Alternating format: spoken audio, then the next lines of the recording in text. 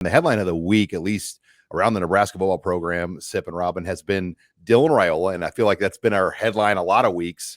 But he made an unannounced, unplanned visit to Nebraska this past Friday. Got into Omaha Friday night, and you talked to Dominic Raiola Sipple, going into the weekend, and he gave no indication of the visit. And then, on our own message board, the Red Sea Scrolls and other places, it was reported that he flew into Omaha on Southwest Airlines, came in town, and then they were at the basketball game on Saturday afternoon to see Nebraska beat Minnesota. And I think what's interesting is, as you're watching this video, this is the athletic director of Nebraska, Trev Alberts, leading the nation's number one quarterback recruit on the floor during a recruiting dead period.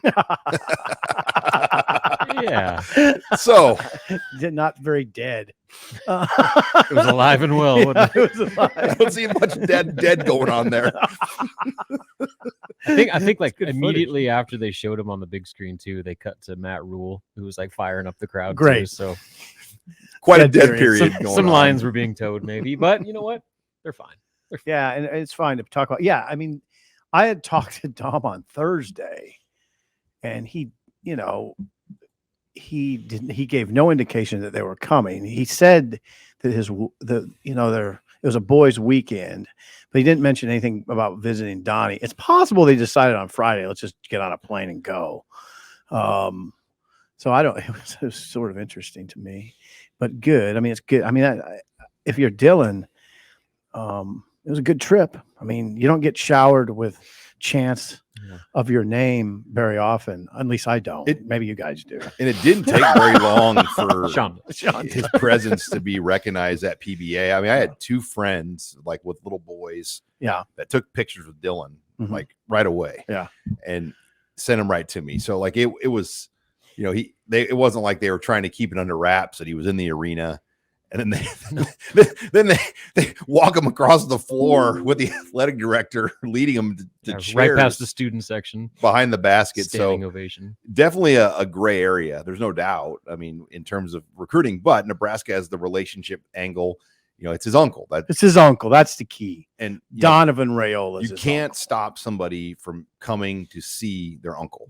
That's pretty cut and dry. And they probably just said Trev was inviting one of the football coaches to come sit with them, and bring your family. Yeah. Just a big coincidence, I'm sure. Yeah. Now, we talk about it a lot because he's the number one quarterback recruit in the country for the class of 2024.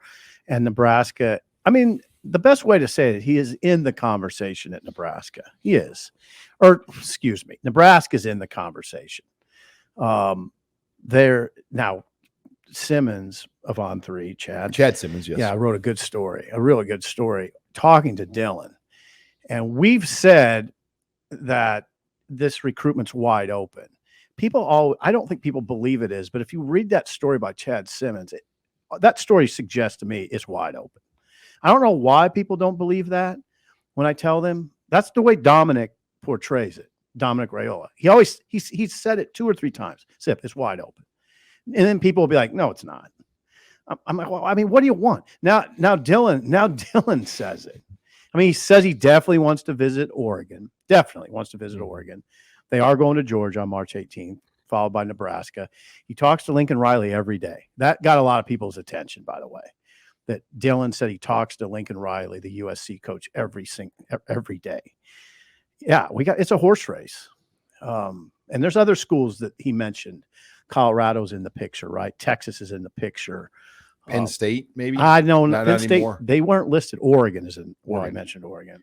Those are the main ones. Could this be a situation where Nebraska is the favorite for Dylan, but they want to enjoy the process and go through the process, take as many visits as they can, and keep their options open? So, can both be true? Can Nebraska be in the lead while also keeping their options open and fully experiencing the recruiting process? As far as I'd go, that's a good question. As far as I'd go is to say they're prominent in the discussion. Nebraska, prominent in the discussion. I don't know if I'd say they're the clubhouse leader right now. I mean, ask yourself this. The best quarterback developer in the game is Lincoln Riley. They're in the picture.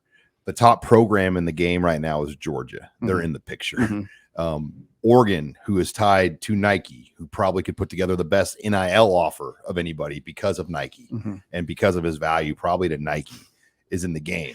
What does Nebraska have to offer other than, I mean, like, well, when you're just trying to take off the rose-colored glasses and like look at it objectively, I mean, it's amazing Nebraska's in this part right now, like that they're in the discussion for. Well, not that amazing when you consider how much. I mean, Dominic was an All-American here, so the ties are great, and obviously his uncle is here. But Dominic's strong ties are critical, you know. And Dominic is an alum. Not all alums have the same affinity for their institution as others. Dom's got a high level of affinity for this place. High, really loves it. Loves Nebraska, loves what it did for him, loves what it did for his family. So that's why. I mean, how many of those programs have Raiola emblazoned inside of their football stadium? Right. You know, I mean, like, there's a difference there. I mean, the legacy factor, I think, is very real with this whole situation. Gigantic. And you get your name. So if you don't know how you get your name on the wall in the stadium if you're a major award winner. Okay. Like you have to be a Heisman, an Outland, a Remington. Probably a first-team All-American. Really? There'd be too many. Okay, you're right. Okay. Like, do you know how many? I mean, Alex Henry'd have to go up there then. I mean, like, you'd have to be putting like everybody up there. Is Alex not up there? No, I mean, you got to be. He would have had to have won the Groza. So like the award winner names are up on the wall, and that's why Raiola's up there as the he was the Remington. He was the first Remington award winner. I got to get it together. Yeah, Remington didn't win an Outland. No.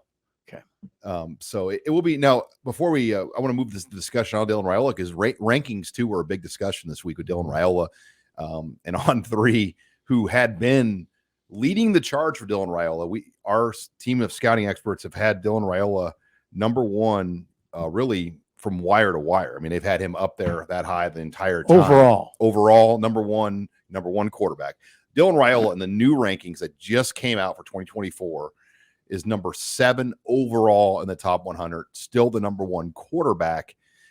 Before that move, he was number one on everything. Number 1 quarterback, number 1 overall. On three makes this move to put him now down to number 7 in the overall top 100. So that got my attention a little bit. And it's not the writers that do, like Chad Simmons and guys like us. We have nothing to do with the rankings. Like there's an independent team of scouts that handle the rankings for On Three, that put it together, guys with college recruiting backgrounds that worked in college recruiting departments and other areas of background that do this. And they came up with that. So kind of controversial because On Three had him out number 1, and we really don't know why he dropped. Like, what was the reason that dropped him from 1 to 7? He still is the industry number 1, which when you add it all together, he would still be the overall number 1 in the consensus/industry ranking that we do at On Three. Yeah, and you can't. It's not like, I don't know if it would do anybody good to interview that independent group of scouts and get a reason why. I don't think that's I don't think it would be a good idea. That's my take. To get a reason why. Why would he drop 6 spots? He's still number 1 quarterback. That's the thing. It's not like he dropped down to number 7 quarterback. How rare is that when the top quarterback is that far down the overall rankings? I mean, that you usually think like top 3, right? Minimum. That's what I would say is the aggressive move, is like to move him down from 1 to 7. I mean, in that world of where he was at, the 1-1, number 1 overall, number 1 quarterback on everything, to go from 1 and then to 7, that's significant. That's a pretty big drop. And, you know, it will get now. Will the other services make changes? Will Rivals? Will 24/7? Will ESPN? What will their updated rankings look like? You know, and On Three had waited a while to do a refresh of the 2024 rankings.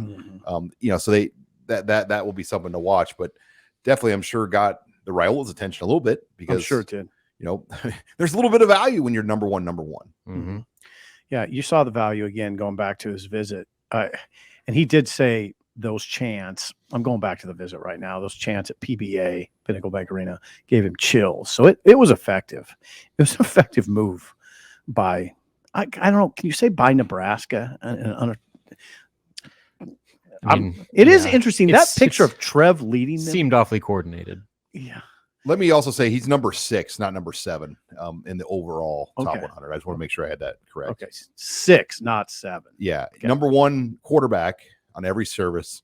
He's number 1 overall player on every service, but now on 3 has him number 6 in the overall. Do you think there's value for not being number 1 overall? I mean, I'm talking like long term here, like wherever he ends up at school, being the number 1 player overall in the country and the pressure and expectations that come with that, as Yeah. opposed to being the 6th You could overall spin it player. that way to the Raiolas. Yeah, I'll look on the bright side. Well, I mean, No, you're right. You're that's right. rare territory when you're number 1. Yeah. When you're the number 1 player in your class. Mhm. Like you're expected to come in and like be the savior. Change it around. Yeah, I mean, there's still a lot of pressure. Don't get me wrong, being number 1 QB and 6 overall, but there's just something about the stigma of being the guy, Yeah. the number 1 guy. Oh, that I think there's something to maybe long term, you can make the case it could be beneficial for him just to take some of that Yeah. pressure off a little bit when he does go to college. that. I agree. I think it does actually take a little bit, even if it's a small degree, it's Yeah, significant. it's a small degree, but Yeah. it's a degree.